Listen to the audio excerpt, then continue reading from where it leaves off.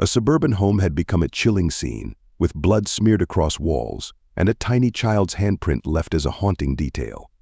Jennifer O'Brien discovered this horrific sight upon entering her parents' home to retrieve her son, Nathan. The brutal case captured national attention, focusing on Park Hill, a peaceful neighborhood in Calgary, Canada. Alvin and Kathy Lickness, a retired couple, had recently listed their home as they prepared to relocate. Jennifer had visited with her sons for a last gathering. That evening, she allowed Nathan, 5, to stay overnight with his grandparents, hoping he'd enjoy precious time with them. On June 30, 2014, Jennifer returned to pick up Nathan but found an open door, blood everywhere, and a strong smell of death. The disturbing evidence included a child's handprint on the wall. Terrified, she alerted her husband and called 911, then waited outside while police scoured the home. Alvin, Kathy, and Nathan were missing, triggering an Amber Alert and an intense search. Police found blood and a tooth at the scene, but no bodies or clues about the perpetrator. As Calgary police received over 1,000 tips, the community rallied to help by sharing surveillance footage. Detectives eventually spotted a vehicle of interest, a Ford F-150 pickup truck, circling the neighborhood near the Lickness home on the night of the disappearances. Sharing this image proved effective, as a woman recognized the truck as her brother's, Douglas Garland. Garland, 56, had a troubling history. He was once expelled from medical school, involved in violent incidents, and convicted in the 1990s for operating a drug lab. After an arrest, he had fled under a false identity. With a tenuous mental state and unresolved anger, Garland emerged as a prime suspect in the haunting Lickness family case. In 2000, authorities arrested Douglas Garland for drug trafficking and identity theft, attributing his actions to mental illness. Released after 6 months, he remained under the radar until July 2014, when police arrested him again, triggering a search of his rural farm amid fears that missing family members Alvin and Kathy Lickness and their grandson, Nathan, might be held there. Police found no bodies but discovered disturbing evidence: handcuffs, blades, bone saws, and violent content on a hidden hard drive, revealing Garland's fascination with torture. Although initially released on bail, Garland was rearrested after violating its terms. Surveillance caught him returning to his property, prompting police to search a smoldering barrel where they uncovered remains, including a baby tooth and bone fragments. Investigation revealed Garland harbored a long-standing grudge against Alvin, stemming from a failed business partnership. Garland had worked with Alvin on an oil pump invention, but Alvin eventually dismissed him. This rejection fueled Garland's resentment, culminating in his horrific crime against the family. In January 2017, Garland was tried in Calgary for the murders of Alvin, Kathy, and Nathan. His trial captivated the nation, shedding light on a deeply disturbing case of revenge that left a lasting impact on all involved. In 2014, Alvin and Kathy Lickness were preparing for retirement, holding a garage sale just days before their planned move. Unbeknownst to them, Douglas Garland, holding a deep grudge against Alvin, was finalizing a horrific plan. The resentment stemmed from a failed business partnership where Alvin ended their work on a pump prototype, which Garland believed was stolen from him. On June 30th, Garland entered the Lickness home by drilling through a side door lock and attacked Alvin, Kathy, and their grandson, Nathan, as they slept.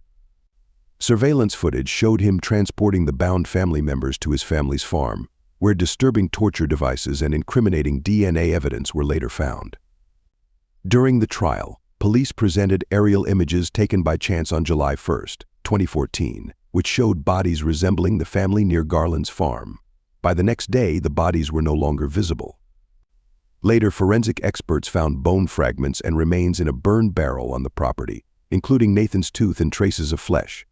This harrowing evidence, coupled with Garland's search history and tools, pointed to premeditated violence. Garland was sentenced to 3 life sentences, with no parole eligibility for 75 years. The tragic events deeply affected the community and left Alvin, Kathy, and Nathan's family with an unfillable void. In 2007, Michelle met Carl Williams, a successful businessman, at a swingers club. Despite their differences, they married after a short courtship, each bringing complex family dynamics into their new union. Michelle, a mother of 3, saw Carl's financial stability as a path to a more secure life, while Carl believed he'd found love. However, tensions simmered. Michelle's sons, both military veterans, distrusted Carl, considering him controlling, and Carl's relatives shared similar concerns about the relationship. While the wedding was lavish, guests noted a lack of affection between the couple. Over time, their marriage grew strained. Carl tried to support Michelle's interests, even purchasing a frozen yogurt shop for her, but she used it mainly for personal withdrawals. As family discord escalated, Carl's relationship with his daughter from a previous relationship suffered, particularly when Michelle accused her of attempting to drug her. Financial and personal stresses built up, culminating tragically on October 13, 2011, when Carl was found shot in their home. Michelle claimed an intruder was responsible, but detectives quickly grew suspicious. Her story changed under police scrutiny, eventually alleging Carl had taken his own life and that she staged the scene to shield their daughter from the truth. Charged with tampering with evidence, Michelle was released on bail but later sold Carl's assets, including the yogurt shop, at reduced prices, fueling family and community suspicion. As the investigation deepened, suspicions grew about Michelle's possible role in Carl's death. Facing mounting evidence and legal pressure, she accepted a plea deal, avoiding a life sentence while acknowledging her involvement in tampering with the crime scene, leaving unresolved questions and a grieving family seeking closure. In October 2011, Michelle Williams faced accusations surrounding the death of her husband, Carl, a successful businessman. Initially, Michelle claimed an intruder had killed Carl. However, evidence did not align with her account, raising doubts. Investigators found no signs of forced entry, and a substantial amount of cash remained untouched. After hours of interrogation, Michelle confessed to staging the crime scene, attempting to protect her daughter from learning the truth about Carl's alleged suicide. Charged with tampering with evidence, Michelle was released on bail, but her actions continued to arouse suspicion. Following Carl's death, Michelle swiftly sold their frozen yogurt shop, Blueberries, at a substantial financial loss, which further concerned Carl's family. The community of Keller, Texas, watched the unraveling story with a mix of shock and intrigue. Despite Michelle's claims of Carl's mental health struggles, her absence from his funeral and liquidation of his assets fueled community rumors. As Michelle awaited trial, detectives scrutinized her financial motives and actions both before and after Carl's death. Ultimately, Michelle chose to accept a plea deal, admitting to tampering with evidence. Her reduced sentence included mandatory psychological evaluation, and her plea left Carl's family feeling unresolved yet relieved for some accountability. Meanwhile, Carl's family, devastated by their loss, turned their attention toward supporting Carl's daughter, seeking to provide her with stability amid a tumultuous aftermath. Michelle's case remains a tragic reminder of how hidden complexities can ripple through families and communities. Ren Nozaki's life was a blend of ambition, controversy, and excess. Growing up in Tanabe, he gained his first taste of business by helping his parents with their liquor store, a venture that instilled in him a drive for financial independence. Following his parents' passing, Ren used his inheritance to launch a range of enterprises, though his early ventures were far from noble. Entering the Yamakan world of dark finance, he became a loan shark, profiting off desperate borrowers amid a lack of regulatory oversight. Though these practices led to estrangement from his siblings and community disdain, he diversified into real estate, scrap metal, and sales, eventually achieving genuine success in property development. This growth bolstered his wealth, though his reputation suffered from his tax evasion conviction and dubious business tactics. Despite this, Ren indulged in a lavish lifestyle, spending millions on encounters with over 4,000 women, a fixation he openly acknowledged. In 2017, at 77, Ren pursued a fresh start, meeting 22-year-old Anna at Tokyo Haneda Airport. Their relationship swiftly escalated into marriage, with Anna becoming both his young bride and the next chapter of his complex legacy. However, his mysterious death shortly after their union cast a shadow over their whirlwind romance, captivating the public with its intrigue. In death, as in life, Ren remained an enigmatic figure, embodying both the relentless pursuit of wealth and the haunting cost of personal excess. In the peaceful city of Indianapolis, the Blackburn family's life took a tragic turn on the morning of November 10, 2015. Davy Blackburn returned from the gym to find his home in disarray, his wife Amanda lying in a pool of blood, and their infant son crying upstairs. This shocking scene marked the beginning of an investigation into Amanda's tragic death, shaking a community that had come to know the family as devoted spiritual leaders. Amanda Blackburn, born on July 31, 1987, in Michigan, was raised in a devout Christian family. Her father, a pastor, instilled in her a deep faith and a commitment to service. Amanda attended Elkhart Christian Academy and went on to earn an associate degree from Pensacola Christian College. She met her husband, Davey, and together they pursued a life of ministry, eventually relocating to Indianapolis to establish a church community grounded in compassion and outreach. Amanda's impact extended beyond her church as she actively participated in community initiatives, supporting those in need. She was beloved by her community for her warmth, generosity, and commitment to her faith and family. Friends and family recall her as a beacon of love and hope, leaving behind a legacy that resonated with many. The tragic circumstances of Amanda's death, initially met with disbelief and sorrow, turned the Blackburn family's story into a powerful reminder of life's fragility and the enduring strength of love and faith amidst adversity. Her legacy lives on, inspiring compassion and resilience in those who remember her. Emma Blackburn was a woman of profound faith and purpose, deeply immersed in the religious traditions of her upbringing. From a young age, she committed sermons and psalms to memory, embodying purity and kindness. While her peers explored the thrills of adolescence, Emma's heart was devoted to serving Jesus. Her love story with Justin began at a concert, blossoming into a reverent courtship marked by shared spiritual experiences. They married on August 1, 2008, and together founded a vibrant church community in Indianapolis. However, their idyllic life was shattered on November 10, 2015, when paramedics arrived at their home in response to a harrowing crisis. Inside, chaos reigned as Emma lay motionless in a pool of blood, her husband Davey grappling with disbelief. Despite urgent medical efforts, Emma succumbed to her injuries the following day, taking her unborn child with her. The news of her tragic passing sent shockwaves through the community, prompting an outpouring of grief and sympathy. As the investigation unfolded, initial suspicions fell on Davey, but were quickly dispelled. Autopsy findings revealed multiple gunshot wounds, indicating a struggle for survival. Neighbors reported hearing gunshots, and it became evident that Emma's death was linked to a series of home invasions in the area. Law enforcement identified 3 suspects, leading to the arrests of Larry Taylor and Jane Watson. Although their capture offered some closure, the community remained haunted by the senseless violence that took Emma's life. Determined to honor her memory and seek justice for her tragic end, the tragic fate of Emma Blackburn culminated in the arrest and prosecution of those responsible for her murder: Larry Taylor, Jane Watson, and Maria Gordon. Larry Taylor, the gunman, confessed during interrogation to shooting Emma twice before delivering the fatal blow as she lay defenseless. His accomplices were complicit in the burglary that preceded the violence, contributing to a crime spree that left the community reeling. As legal proceedings unfolded, Larry faced multiple charges, ultimately receiving an 86-year sentence, while Watson and Gordon reached plea agreements, receiving 20 to 35 years each.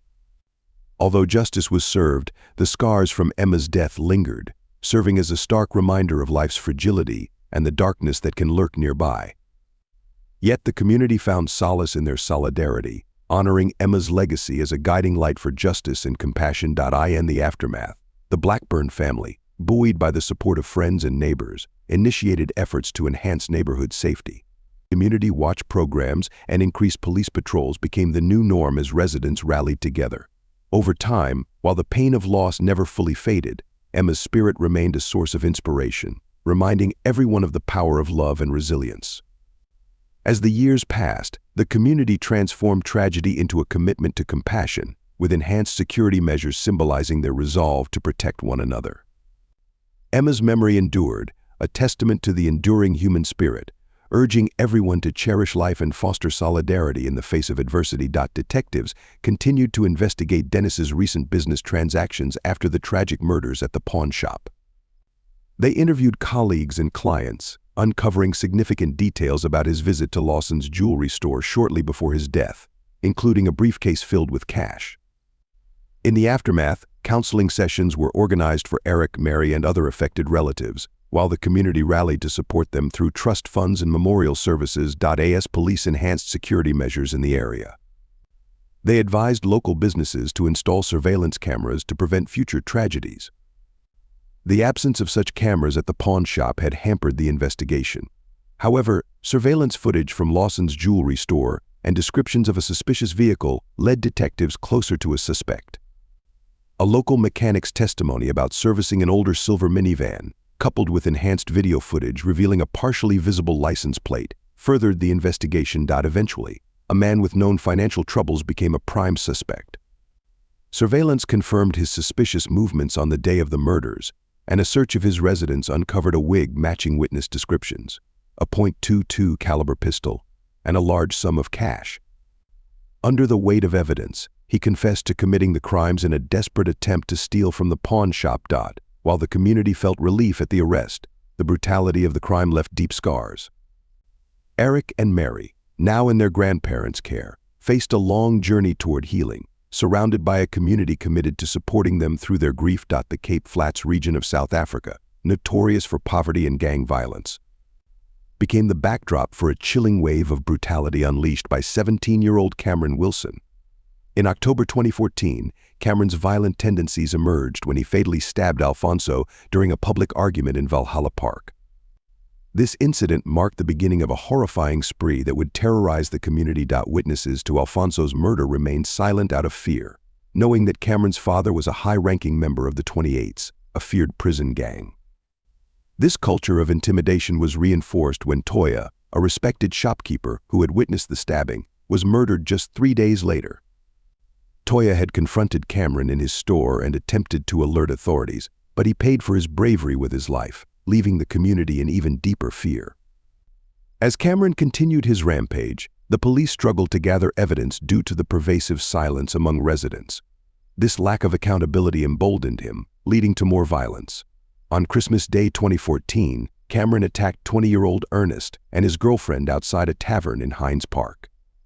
The atmosphere was thick with dread, as the community remained on edge, never knowing when or where Cameron would strike next.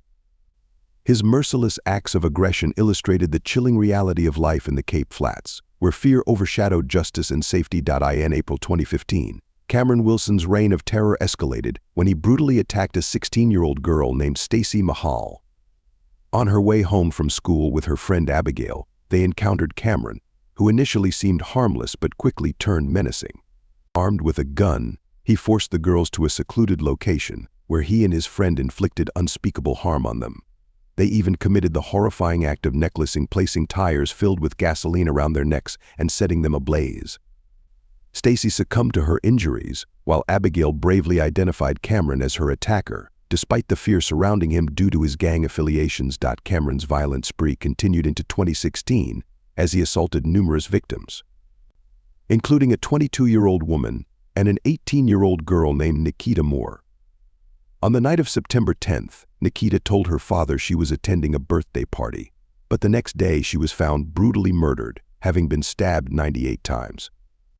The shocking nature of her death devastated her family and community. The police investigation pointed toward Cameron, who had previously shown an unsettling interest in Nikita. He had threatened her and even confronted her just days before her murder. As the details of these horrific crimes unfolded, the community grappled with the reality of such violence occurring in their midst, highlighting the urgent need for justice and safety in the Cape Flats region. In a chilling case of betrayal, Luna's trust in her childhood best friend, Max, would lead to her tragic disappearance. Born on March 24, 1997, in Neptune City, New Jersey, Luna was a vibrant young woman with dreams of becoming an artist. After the devastating loss of her mother to cancer in 2013, Luna struggled with depression but continued to support her grieving father. During this vulnerable time, she confided in Max about a hidden family fortune she had discovered, unknowingly setting the stage for her own demise. As Luna shared her dreams of using the inheritance to further her education, Max's jealousy and greed grew. While the community perceived his interest as protective concern, Max darkly joked about exploiting someone for their money. Investigations into Luna's disappearance revealed Max's meticulous planning, demonstrating the shocking extent of his betrayal. He feigned concern for Luna's well-being while plotting her crime. As search efforts intensified, Luna's father, Michael, felt an unbearable worry over his daughter's safety, compounded by the previous loss of his wife. Despite community efforts, including flyers and security footage reviews, no conclusive evidence surfaced. Max's initial cooperation during questioning placed him beyond suspicion, but as days turned into weeks without news, the community's hope dwindled. The painful reality emerged that betrayal can lurk even within the closest of friendships, reminding us to remain vigilant. The silence of the empty home echoed the absence of Luna, broken only by Buddy, the family dog, who sensed the loss. A turning point in the investigation arose when a new witness claimed to have seen Luna with Max near the bridge late at night before she vanished. This contradicted Max's previous statements, casting doubt on his account. As the community held its breath, the truth about Luna's fate began to unravel, revealing a heartbreaking tale of betrayal. Despite the police finding no personal items missing from her home, including her passport and phone, they feared she may have jumped off the bridge. Michael, Luna's father, noted her recent struggles with depression but believed she was hopeful about her future. Initial inquiries revealed Luna had spent the day with Max, who later confirmed their activities but painted a bleak picture of her mental state. As the investigation deepened, discrepancies emerged. Other friends described Luna as upbeat, contradicting Max's portrayal. Leo, a close friend, confessed to aiding in concealing evidence, revealing that Max had manipulated Luna for her inheritance. He coerced her into withdrawing money before her demise and, after a struggle, Max and Kevin disposed of her body. Following a lengthy trial, Max was convicted, leaving the community grappling with betrayal and loss. The tragic events sparked discussions about mental health and the importance of seeking help, prompting the community to honor Luna's memory through scholarships and vigils, fostering solidarity in their healing journey. In 2021, Felix Verdejo Sanchez, a promising Puerto Rican boxer who once shone at the 2012 London Olympics, faced a grim reality when he was implicated in a horrifying crime. His rise to fame, characterized by his knockout victory in 2014 and multiple championship wins, took a dark turn following a complicated relationship with Kay. Marlene Rodriguez, known as Kay. After discovering she was pregnant, Kay sought Felix's support, but he pressured her to abort the child. On April 29, 2021, Kay met Felix to discuss the pregnancy. Tensions escalated, and in a fit of rage, Felix struck her, rendering her unconscious. With the help of his accomplice, Luis Antonio, Felix moved Kay to his truck, where they bound her and ultimately threw her into the San Jose Lagoon, shooting her to ensure her death. Kay's disappearance alarmed her family and colleagues, leading to a widespread search. Felix initially claimed he was at home, but the investigation intensified when Kay's body was discovered days later, identified by a distinctive tattoo. Public outrage ensued, with rallies demanding justice for Kay. Rodriguez. As the weight of the evidence mounted against him, Felix, despite his denials, was ultimately detained, forever linking his once promising future to the tragic fate of Kay. Rodriguez and highlighting the pervasive issue of gender violence. On a quiet Wednesday morning, Victor was washing his car when a white vehicle suddenly stopped outside his home. Inside were a calm man and a terrified woman. Suddenly there was a loud bang, shaking the street with an explosion. Sadly, 3 children inside the car didn't survive, and the woman caught fire. Victor rushed to grab a hose, bravely attempting to extinguish the flames. This tragic incident echoed the heartbreaking story of Sophia, a strong and beautiful woman whose life was cut short by her abusive husband, Brady. Born on September 8, 1988, in Brisbane, Australia, Sophia was a vibrant personal trainer known for her infectious smile. She met Brady, a former professional rugby player, when she was just 20. Despite concerns from her family, they married and had 3 children, living a seemingly normal life. However, Brady's temper and jealousy soon overshadowed their relationship. As Sophia's career flourished, Brady's resentment grew, leading to increasing control and abuse. Friends and family noticed his aggressive behavior, but Sophia remained hopeful things would improve.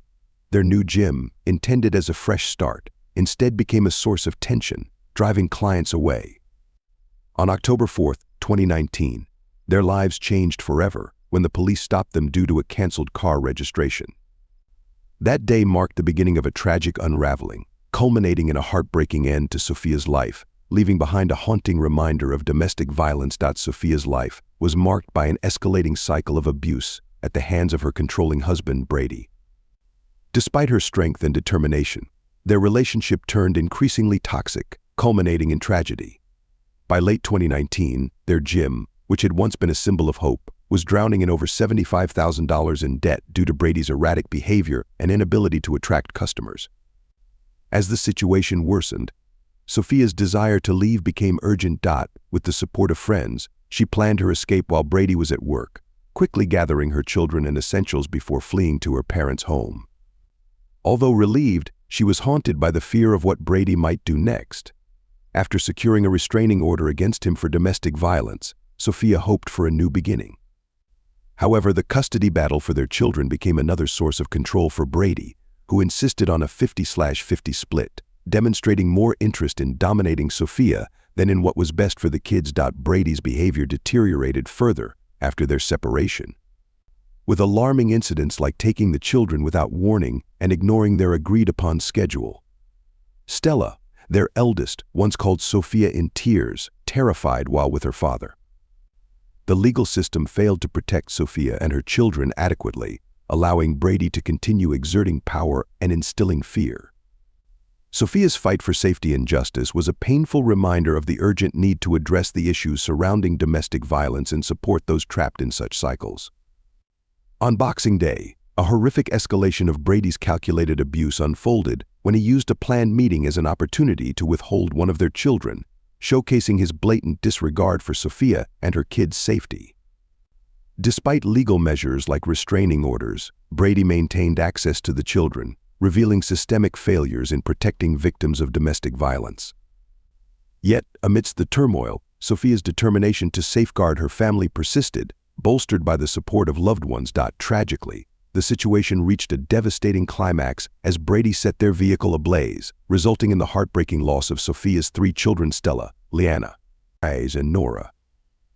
Despite her severe injuries, Sophia managed to provide crucial information to responding officers before succumbing to her burns.